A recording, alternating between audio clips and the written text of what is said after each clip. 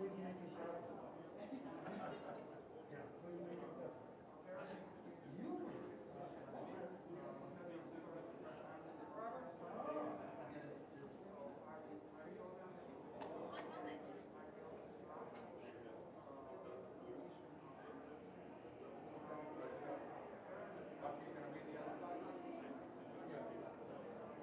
guys stand by. All right, guys. It's coming up.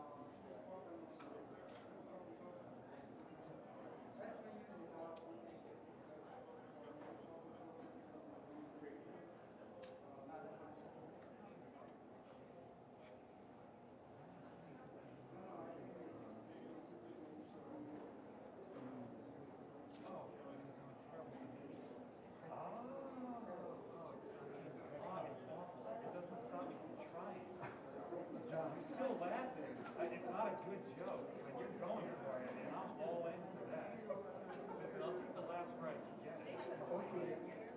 You got it. Yeah, I listen. You know? He's nervous. Don't be nervous. You know it's nervous. No.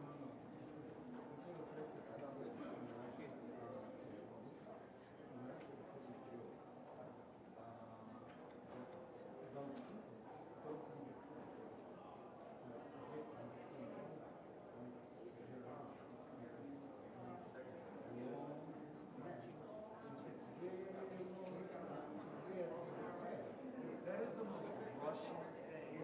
There we go. Action. See it unmoving, that makes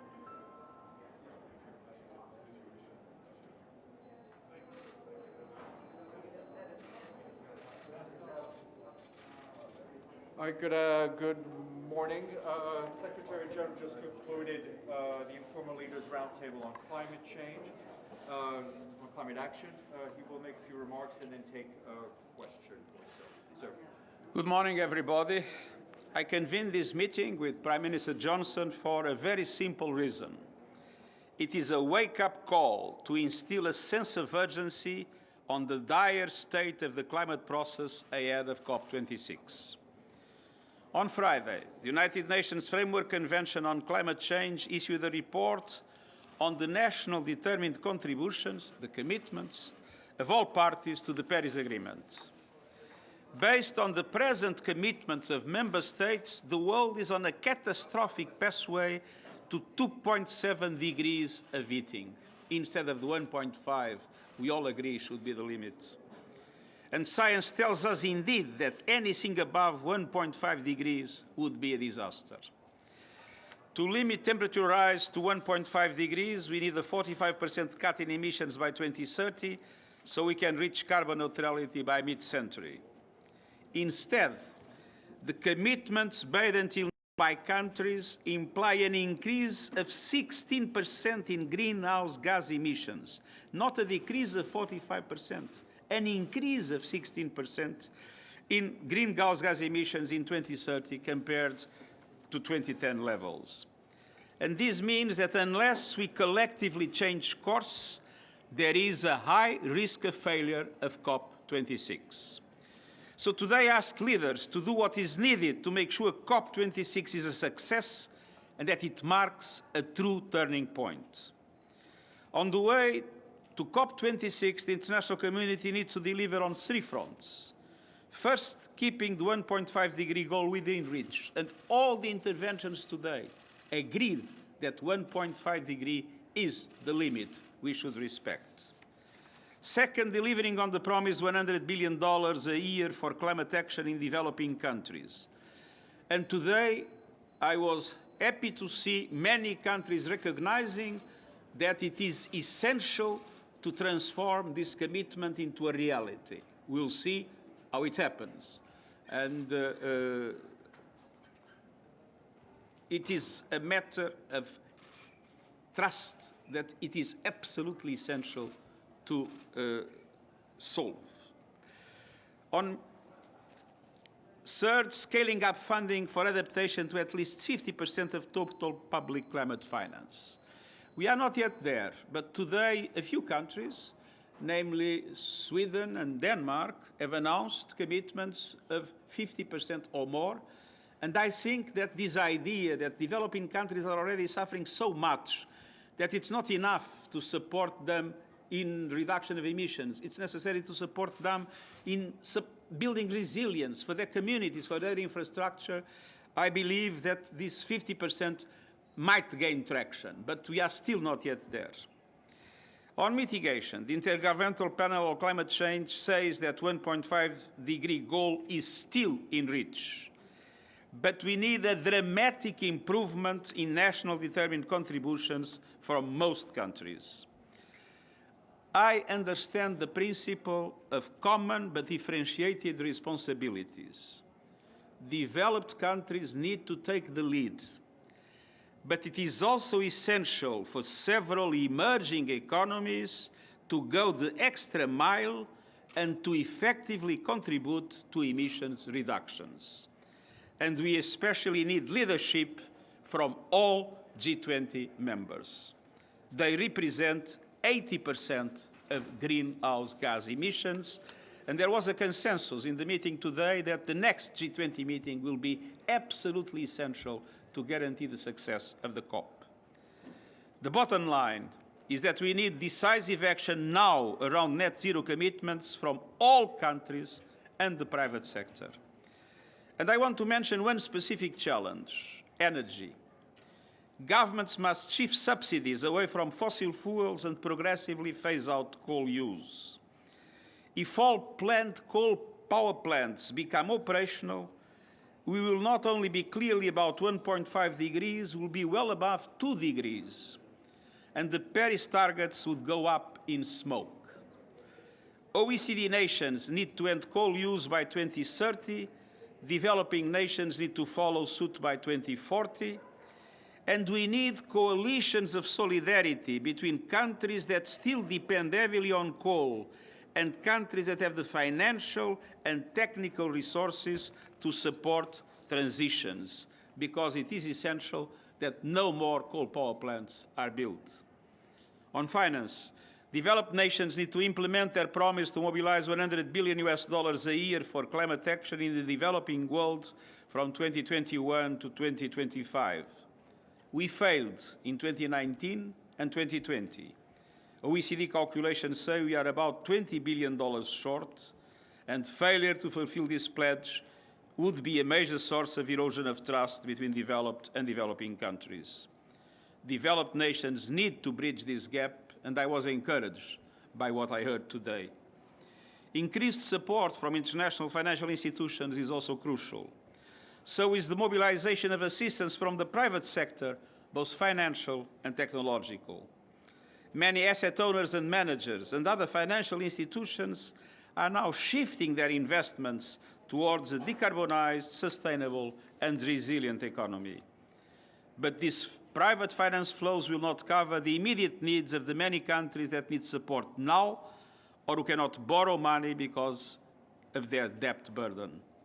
Again, developed nations need to step up. Finally, on adaptation, we are seeing, indeed, all countries increasingly vulnerable to climate disruption. But the developing world is the least able to adapt and build resilience. As I mentioned, it is very important to reach 50% of climate finance in adaptation. And I've been asking all donors and financiers to commit to that allocation. Overall, my message this morning and to the Conference of Parties in November is that we need decisive action now to avert climate catastrophe. And for that, we need solidarity. Saving these and future generations is a common responsibility. And I'm fully ready to support Prime Minister Johnson and his team in their constant efforts to bring the world back on track, and I thank you. Michelle Nichols, Reuters. Thank you, Secretary General. You said last week, and you've also mentioned it again today, that COP26 is at risk of failure. Did today's meeting change your opinion at all? And can you maybe tell us who specifically is not doing enough? And then just a second question on Australia, the US, France and the UK. They're having quite a spat at the moment over this new security partnership. Do you have a message for them? Well, that security partnership has nothing to do with climate change and will not contribute to climate action. In relation to the questions that you have asked, there are several dimensions here. Will the developed world finally materialize the $100 billion of annual support to developing countries and, if possible, more? We are not yet there, but today there were encouraging declarations in this regard. So this is an area where I'm hopeful we will be able to make serious progress in COP in Glasgow. I think there is a growing concern about adaptation. I'm not sure we will get there as strongly as I would like. Where I believe there is still a long way to go is in relation to the reduction of emissions.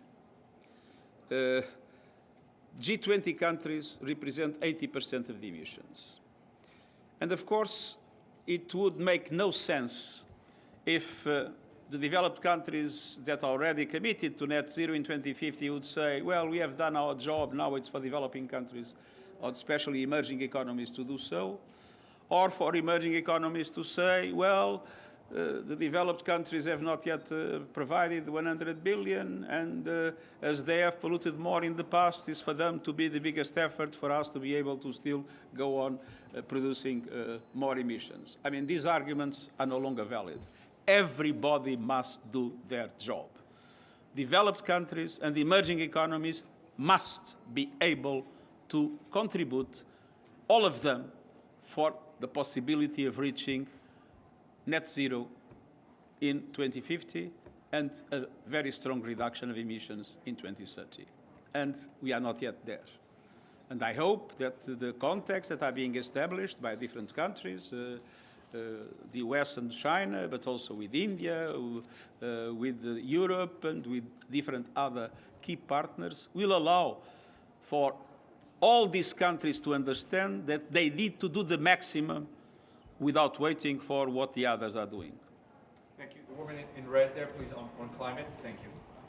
Thank you very much, Secretary General. This is Kamelian Tekhabi Fard, Chief Editor of the Independent Persian. My question is about Afghanistan.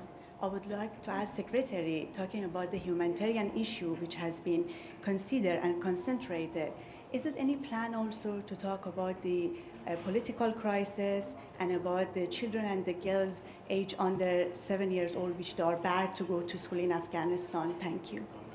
Well, our first responsibility as UN present in Afghanistan was, of course, to engage with the Taliban and to put up front a strong commitment for humanitarian aid. And I think it is exactly that commitment and the capacity to deliver on that that would give us leverage to be able also to have a positive influence in the matters that you have referred. Thank you very much. Thank you very much. I'm going to the Turkish. Was China taking part in this meeting? This way, sir. This way? This way. Sorry. Number two, economy. Yes, we'll get you the